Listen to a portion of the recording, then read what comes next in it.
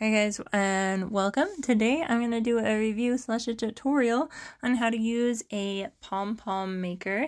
This particular one I purchased from wish.com. So it comes in 4 sizes and 4 different colors. Okay, so I was able to find this item for $1. Nope, not even $1. 81 cents, and then I paid $2.80 for shipping. I had a discount code which saved me 4 cents, which, I mean, if I bought something bigger, it might have been a bigger percentage, and then I paid 5 cents for tax. So bringing my grand total to $3.62 is what I paid for this Pom-Pom Maker.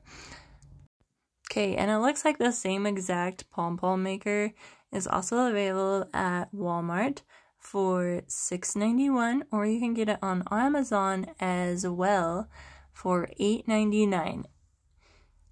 And then there's free shipping if you have Amazon Prime. If you order it from Wish, there is no directions. This person tried to follow along with a YouTube video, so it inspired me to make this YouTube video. But if you get it from Amazon, hey, guess what? It comes with instructions. So I don't know if it's worth that extra money. It might be worth the quick shipping because it takes about 2 weeks to get something from Wish.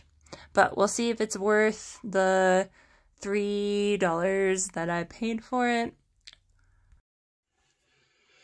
Okay, so here is what the Pom-Pom Maker looks like. Like I said, they come in 4 sizes, and each of them have 2 pieces.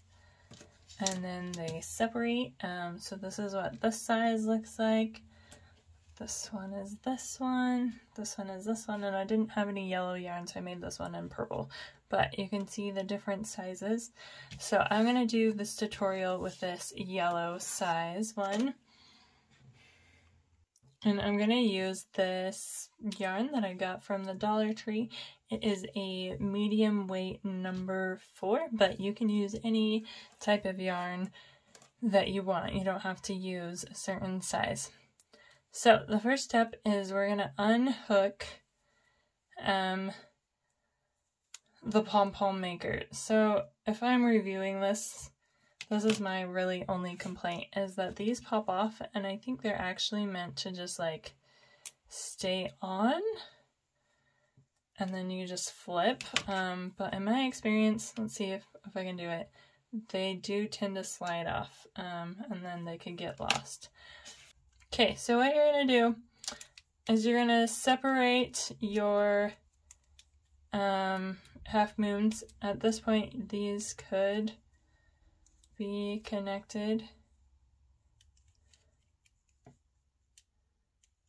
if you wanted them to be. Well, actually they're going to connect this way, so they're not going to be connected. You're just going to hold, and it doesn't matter if these ones are loose, but for this first part you want to hold these 2 together. So you have you can't do it this way, it just makes sense. So you match up these bump edges with these holes, okay? And then you just start on one side, it doesn't matter which side, and then you take your yarn and you're going to wrap it around the Pom-Pom Maker, and you can start wherever you want. So once you have a couple of wraps, it's going to hold together better, and then you don't have to hold it as much as you want. So you can do it like randomly, like you can go some on this side, some on this side, or you can do it in neat like rows if you want. There's really no wrong way to do it. So you just want to wrap it, and you can count as well. I'm not into counting. Counting is unnecessary. Just kind of do it by look until you have it even. And if you want a denser pom-pom, do it more.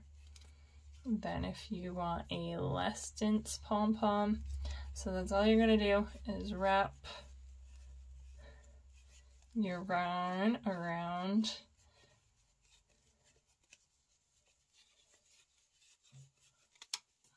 see what I'm talking about? Those cheap little plastic things on the edge. We just lost one.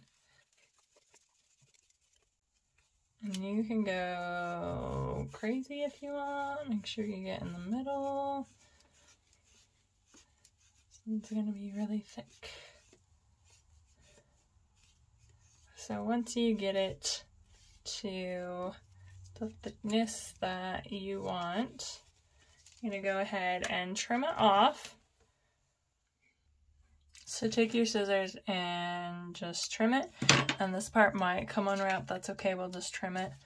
Okay, and now you want to make sure that your other side is matched up. And you're just going to do the same thing. Take your yarn and hold it, and then make sure they're stayed together until you get enough yarn on it so they don't come apart.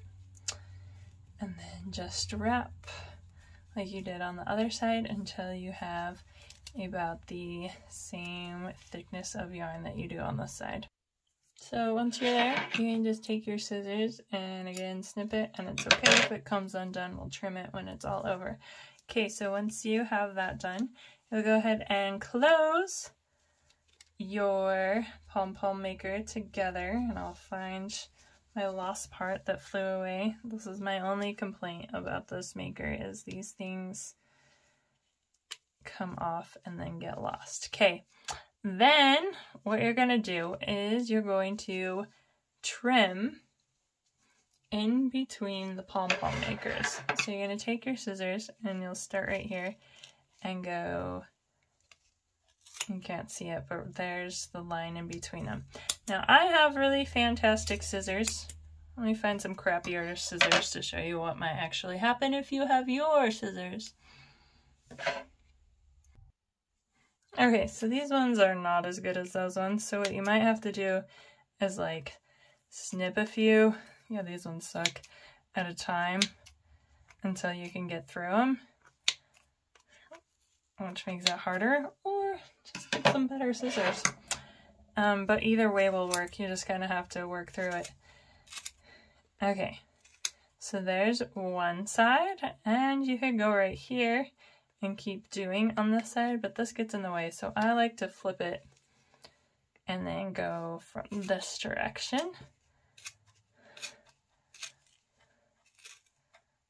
And these are better scissors, but they're still kind of hard to get through. But like if you were using the other ones, you'd have to go like one at a time and then snip it. But okay, once we've got them all together, you kind of just want to hold that together, and really unless you yank on it, it's not going to come apart. Then you'll take just another piece of yarn, and it doesn't really matter the length. You want it long enough that it will have an end for whatever you're tying it onto. Then, so in this space that we just cut through, you're going to fit your piece of yarn. Make sure it goes all the way around. Okay, and then you're going to pull it tight. And this right here is the selling point of using a pom-pom maker as opposed to doing like a finger pom-pom, is that you can get this knot super tight and you don't even need someone to help you. So you'll tie it once and then you can pull it back to like the other side and tie it again. You can do that a couple of times. So you're absolutely sure that it's not going to come undone, and you can get a good tight knot. Like I said, that is the selling point for me as opposed to doing it a different method. Okay, so we've done it like 3 times. I'm going to tie just like one more knot here, and then we are ready to take our pom-pom maker off. So you can take these and unhook them. Yep, see, there goes that stupid white plastic thing. And just release and pull off if you want, or I take it, actually it's a little harder, and then just slide the whole thing off. You can do it either way, and it's coming out like pretty straight in my opinion. This is like pretty good. You can still do some trimming. So these ones I'm going to pull together and leave. Those are my ties for when I tie it onto something. And then like these outskirtsy ones we can just trim, and you can trim it as much or as little as you want, but this is much less trimming than if you made a pom-pom maker, in my opinion, with your fingers. It makes like the perfect round pom-pom. So that is my tutorial on how to make a pom-pom using a pom-pom maker.